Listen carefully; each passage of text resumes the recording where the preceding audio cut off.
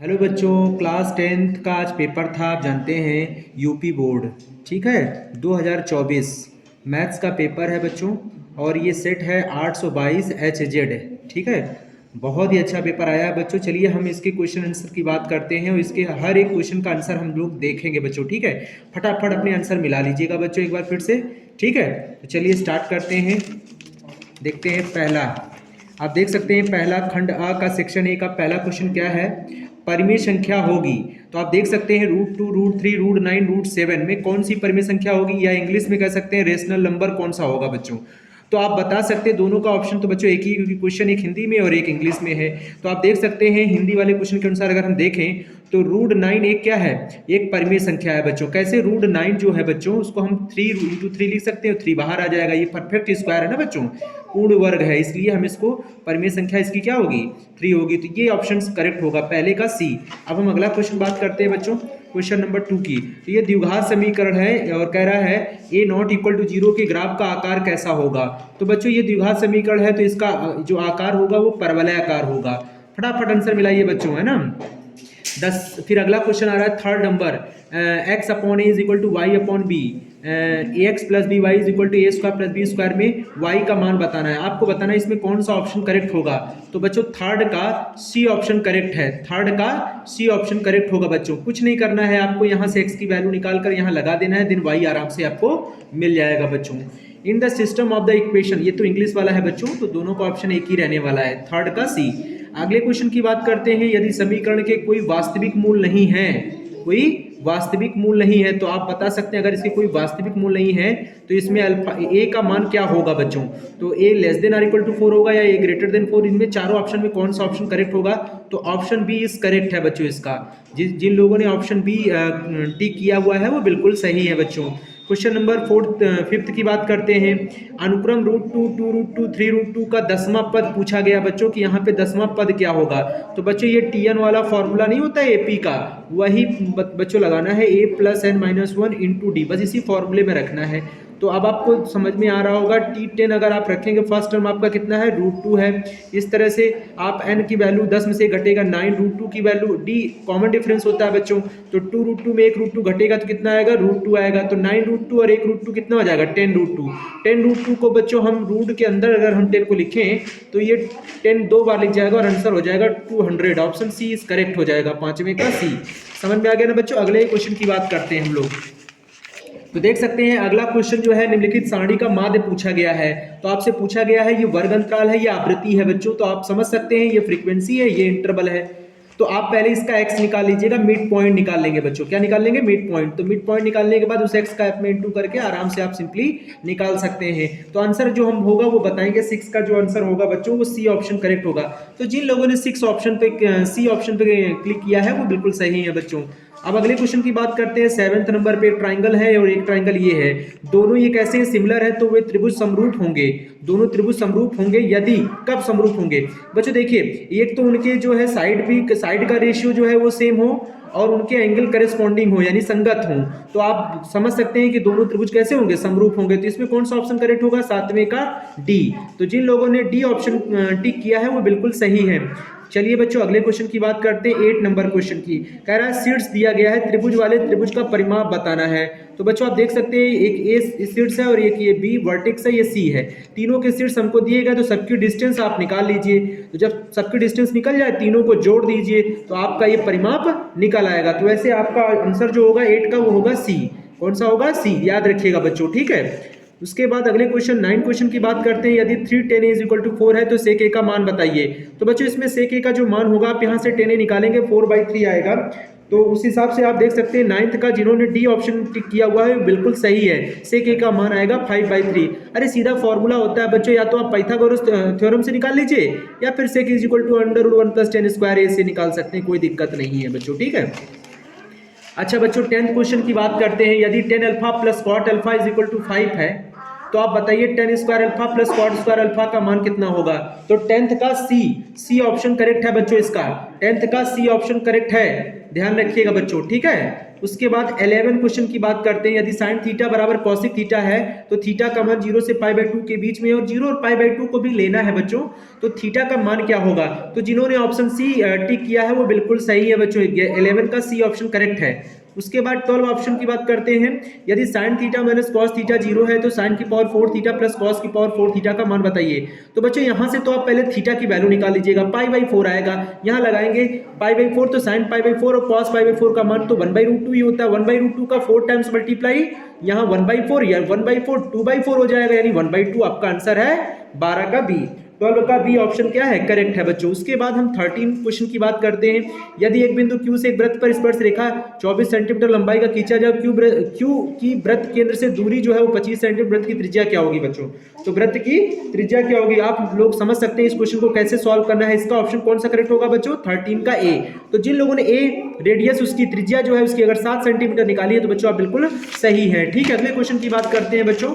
Next question है 14 number. हम देख सकते हैं बच्चों यहाँ पे क्या है। यदि एक बिंदु P से O केंद्र वाले किसी वृत्त पर PA और PB स्पर्श रेखाएं परस्पर 80 अंश के कोण पर झुकी हो तो PO का मान बताइए। तो 14 नंबर क्वेश्चन का जो आंसर होगा बच्चों 50 डिग्री होगा। क्या होगा? 50 डिग्री होगा। R त्रिज्या वाले वृत्त के उस त्रिज्यखंड का क्षेत्रफल बताइए जिसका कोण थीटा है बच्चों। तो ये तो फॉर्मूला है बच्चों, क्योंकि वृत्त के त्रिज्यखंड का क्षेत्रफल होता है πr² थीटा। याद करिए बच्चों, πr² थीटा अपॉन 360 डिग्री होता है। तो कहीं ऐसा लिखा है? नहीं, ये तो नहीं लिखा है, ये भी नहीं लिखा है, ये लिखा है बच्चों, इसको काट देंगे तो 360 डिग्री ही है। इसका मतलब ऑप्शन बी इज करेक्ट है। 15 का बी ऑप्शन करेक्ट होगा बच्चों। ठीक है, एरिया ऑफ सेक्टर चाहिए था। एक ठोस पाइप का व्यास दिया गया है, लंबाई दी गई है, धातु का आयतन पूछा गया बच्चों। तो ऑप्शन कौन सा सही होगा? 16 का ऑप्शन बताइए बच्चों। 16 का डी ऑप्शन करेक्ट है बच्चों, ध्यान रखिएगा। सिर्फ वॉल्यूम निकाल लीजिए, आंसर आ जाएगा। ठीक है, अगले क्वेश्चन की बात करते हैं बच्चों। 17 की अर्धगोले का कुल पृष्ठीय क्षेत्रफल कितना होगा बच्चों? ये बताइए, फटाक से बताइए। 3πr² होता है बच्चों। और निम्नलिखित सारणी का माध्यक वर्ग बताना है बच्चों। तो 18 का क्वेश्चन का आंसर आप बता सकते हैं। माध्यक वर्ग कौन सा होगा? 18 का सी ऑप्शन करेक्ट होगा बच्चों। कौन सा? सी ऑप्शन करेक्ट है, 18 का सी ऑप्शन करेक्ट होगा। अगले क्वेश्चन की बात करते हैं बच्चों। 19 वाले क्वेश्चन की एक बारंबारता सारणी का मध्य और माध्यक क्रमशः 30 और 35 है, तो इसका बहुलक यानी मॉड पूछा गया बच्चों। तो मॉड क्या होगा 19 क्वेश्चन का? जल्दी से आंसर बताइए बच्चों। 19 का कौन सा ऑप्शन सही होगा? 19 का ऑप्शन होगा बी 45।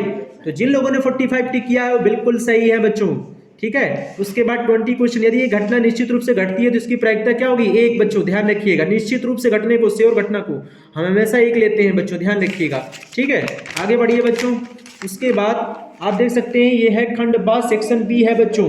डिस्क्रिप्टिव क्वेश्चन है बच्चों। आप बता सकते हैं अभाज्य गुणनखंड विधि द्वारा 25, 20 और 10,530 का लासा और मासा बताना है बच्चों। तो लासा क्या होगा ये बताइए और मासा क्या होगा ये बताइए। तो बच्चों इसका जो लासा और मासा आपको ज्ञात करना है, लासा तथा मासा ज्ञात कीजिए बच्चों।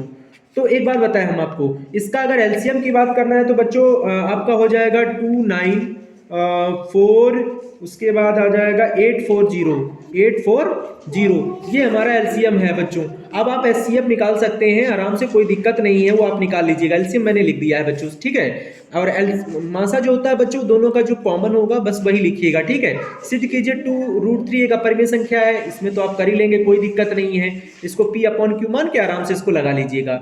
उसके बाद ये तो आपको प्रूव करना है, तो ये भी आप कर चुके होंगे क्योंकि इसमें तो आंसर ऐसा कुछ है नहीं, क्योंकि यही तो प्रूव करना है, यही तो आंसर है। अच्छा, एक का डी वाले में क्या करना है बच्चों? एक पॉइंट ये, एक पॉइंट ए को मिलाने वाले रेखाखंड को 2:3 में विभाजित करता है। तो ये देखिए ए पॉइंट है, ये है बी, ये देखिए 2:3 में डिवाइड कर देता है। तो इंटरनली डिवीजन का फॉर्मूला लगाकर इस बिंदु के कोऑर्डिनेट्स आप निकाल सकते हैं बच्चों। ठीक है, तो इस बिंदु का कोऑर्डिनेट्स मैं बता देता हूँ, इसका आंसर कितना आएगा।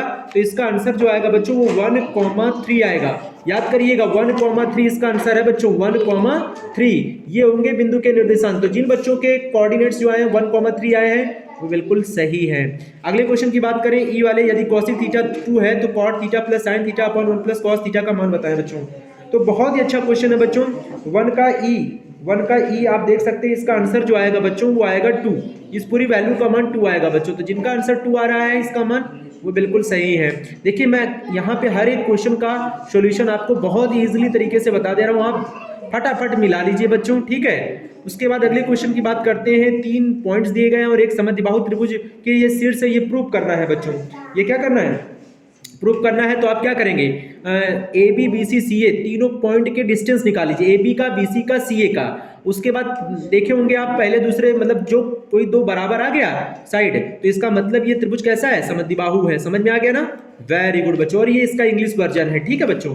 अगले सेक्शन की बात करते हैं हम लोग। यहाँ पे किन्हीं 5 खंडों को हल करना है बच्चों। तो पहला खंड आप देख सकते हैं, दिखाइए कि रैखिक समीकरण के अनेक हल होंगे। तो अनेक हल होने के लिए बच्चों a1/a2 = b1/b2 = c1/c2 होना चाहिए। तो 3x का कोफिशिएंट, इधर x का कोफिशिएंट 9 हो गया, इसमें y का कोफिशिएंट -1 और यहाँ y का कोफिशिएंट -3 हो गया।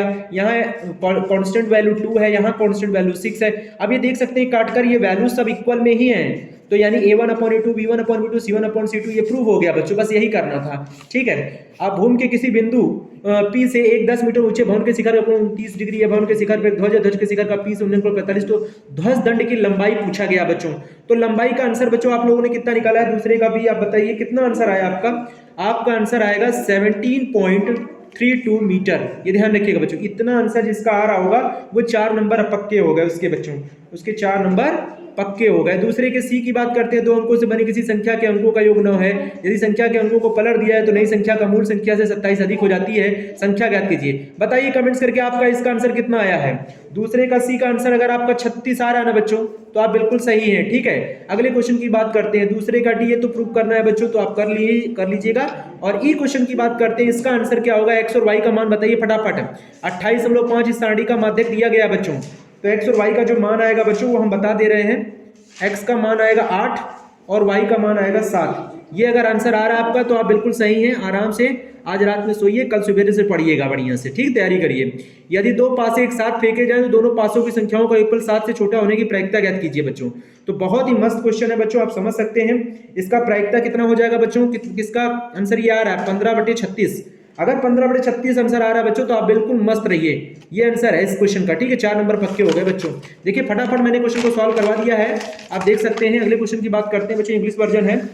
यहाँ पे देखिए थर्ड वाले में 4 कुर्सी 7 मेजों का मूल्य इतना है, 6 कुर्सी 10 मेजों का मूल्य इतना है। तो आप बताइए इसका आंसर कितना होगा। तो बच्चों इसका आंसर होगा, कुर्सी का जो कीमत होगा ना वो 20 रुपया होगा और मेज का जो कीमत होगा वो 40 रुपया होगा बच्चों। ये आराम से आप समझ जाइए, ये आंसर है 20-40 इसका आ रहा है, वो सो जाए एकदम आराम से, कोई दिक्कत नहीं है ना बच्चों। इसका अथवा लगा हुआ है, इनमें से कोई एक ही करना है। तो जिन बच्चों ने ये किया वो आप देख लीजिएगा, ठीक है। अब उसके बाद अगले क्वेश्चन की बात करते हैं बच्चों। इसके तो यहाँ पे आइए, तो प्रूव करना है बच्चों, कोई दिक्कत नहीं, आप प्रूव कर सकते हैं इसको, ठीक है। यहाँ पे कोई दिक्कत नहीं आ रही है। उसके बाद लास्ट क्वेश्चन आप देख सकते हैं, तो ये आप थोड़ा सा आप कर सकते हैं, इसको सॉल्व करके देखिए कितना आंसर आ रहा है। ये आपके लिए हमने छोड़ दिया है, ठीक है, फिर भी आप कोशिश करिए, ठीक है ना। ओके, यही इसका इंग्लिश वर्जन है बच्चों। तो आप इसको सॉल्व कर लीजिए, कोई दिक्कत नहीं है इसमें, अभी सॉल्व करना है, ये कर लीजिए बच्चों आप, है ना, ठीक है। Okay bye.